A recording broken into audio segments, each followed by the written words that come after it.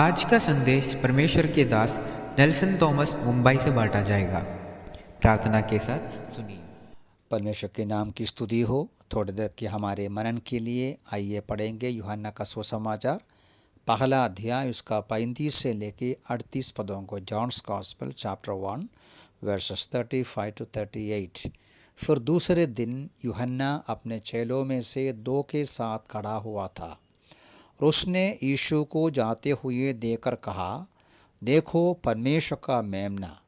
और दोनों चेले उसकी बात सुनकर यीशु के पीछे हो लिए। यीशु ने मुड़कर उन्हें अपने पीछे आते देखा और उनसे कहा, तुम किसकी खोज में हो? उन्होंने कहा, हे रब्बी अर्थात हे गुरु, तू कहाँ रहता है? परमेश्वर की स्तुति हो। पिछले दिनों में हम यीशु मसीह को करीब से पहचानने के प्रयास में प्रभु यीशु मसीह का बपतिस्मा और उसकी परीक्षा का अध्ययन किया, विचार किया। प्रभु यीशु मसीह के जीवन में अगला मुख्य जीवन का घटना है अपने प्रेरितों को या शिष्यों को चुनने का कार्य।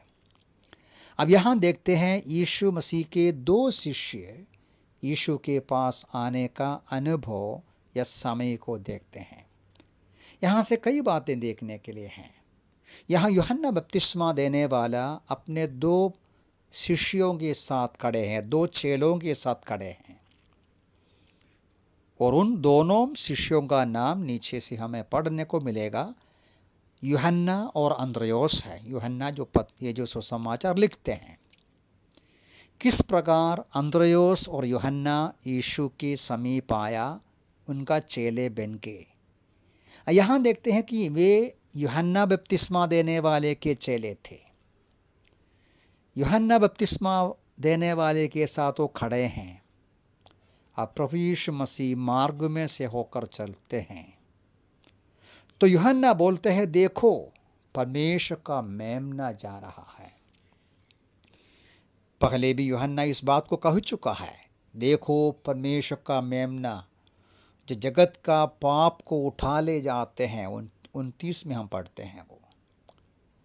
जब यूहन्ना इस बात को कहा, देखो परमेश्वर का मेमना जो जगत के पाप को उठा ले जाते हैं, तुरंत यूहन्ना के 2 चेलों ने यूहन्ना को छोड़ दिया।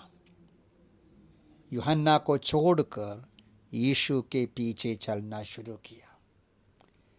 बहुत गहराई से कई बातें यहां से समझना है। 2-3 बातें जल्दी बोलकर हम बंद करेंगे।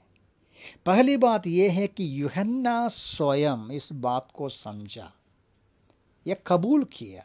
क्या है वो? सचमुच में यीशु मसीह ही प्रभु है, उद्धार करता है, उसी का ही पीछे हो लेना है। ये बात उसने यूहन्ना पहले ही कह चुका है। मैं तो केवल आवाज हूं, मैं उसका रास्ता तैयार करता हूं और मैं उसका जूता निकालने का योग्यता भी मुझे नहीं है। और उसने बराबर बताते हैं कि यीशु के पीछे हो लेना चाहिए। मैं घटूं वो बढ़े। तो इसलिए जब यूहन्ना के 2 चेले उनको छोड़कर चले गया, यूहन्ना को उसमें नफरत कुछ नहीं, खुशी ही है। यूहन्ना का काम वो था, लक्ष्य ये था यीशु मसीह को दिखाना, उनके चेले बनाने की बात नहीं। ये हमें समझने की एक बात है। पीछे हो लेने के लिए, आराधना स्तुति करने के लिए योग्य व्यक्ति के रूप में एक ही प्रभु है, एक ही स्वामी है, वो प्रभु यीशु मसीह है। कोई इंसान के पीछे हो लेने का जरूरत नहीं। कोई इंसान नहीं हमारा गुरु, हमारा जो नमूना। हमें प्रभु यीशु के पीछे चलना है। तो इसलिए यूहन्ना ने उनका विरोध नहीं किया। देखो परमेश्वर का मेमना। ये दोनों शिष्य यूहन्ना को छोड़कर यीशु के पीछे गया। अब एक बात और, प्रभु यीशु मसीह का परिचय करना उस तरीके से यूहन्ना ने किया।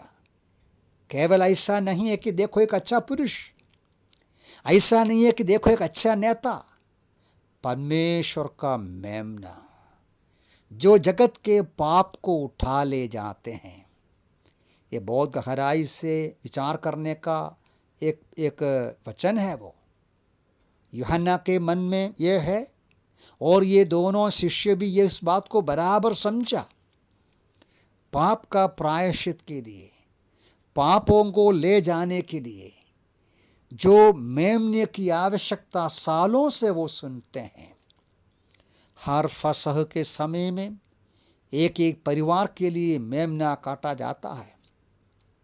साल में एक बार सारे देश के पाप को ले जाने के लिए 2 बकरे को लेके आते हैं। एक बकरे को काटा जाता है और एक बकरे के ऊपर सारे इस्राएलियों का पाप को लाद कर उन्हें जंगल में छोड़ देते हैं या पापों को उठा ले जाते हैं। ये सारा जो कार्यक्रम लगातार होते जाते थे। इसके अलावा भी बहुत सारे बलिदानों का अर्पण करते थे।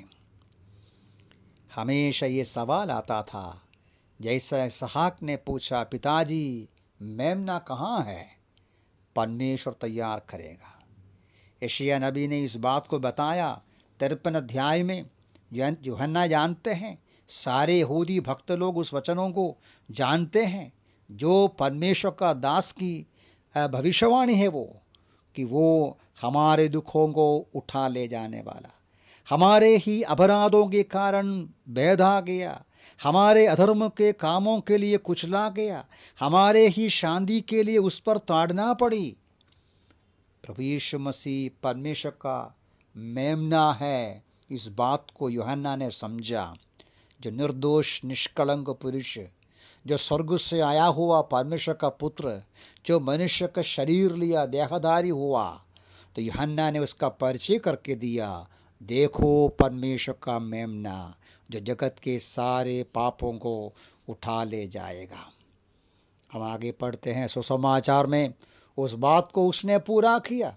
जैसा पत्रस अपनी पत्रिका में कहते हैं, उसने स्वयं अपने ही देह में क्रूस पर हमारे पापों को उठा लिया, जिससे हम पाप के लिए मरें और धार्मिकता के लिए जीवन व्यतीत करें, क्योंकि उसके घावों से तुम स्वस्थ हुए हो। ये दोनों शिष्य लोग इस बात को बराबर समझा।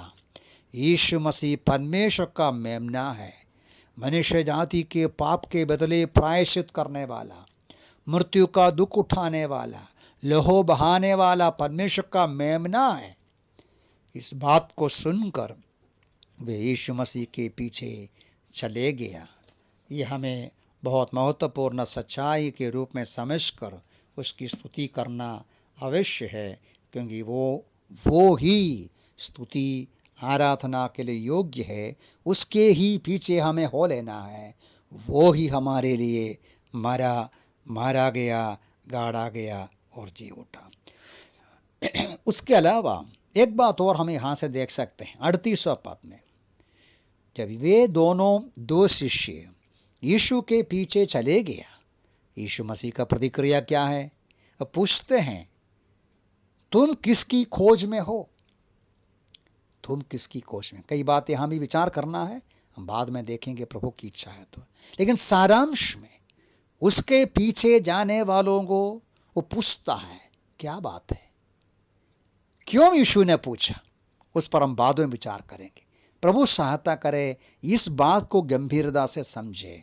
जिस प्रकार यूहन्ना के 2 चेले यीशु के पीछे हो लिया, यह समझकर कि यूहन्ना केवल इंसान है, यूहन्ना केवल मार्ग दिखाने वाला है, यीशु है सच्चा प्रभु, सच्चा उद्धार करता, सचमुच में हमारे लिए परमेश्वर का मेमना। उसने क्या किया? उसका कलवरी के क्रूस का मृत्यु, उसका पुनरुत्थान, उसका जो प्रायश्चित का कार्य, यह समझकर उसके पीछे हमें हो लेना है, उसकी स्तुति करना है, उसका आराधना करना है। आज जैसा संसार के प्रभु के लोग प्रभु की स्तुति करते हैं, इस बात को समझकर हम प्रभु का धन्यवाद करें।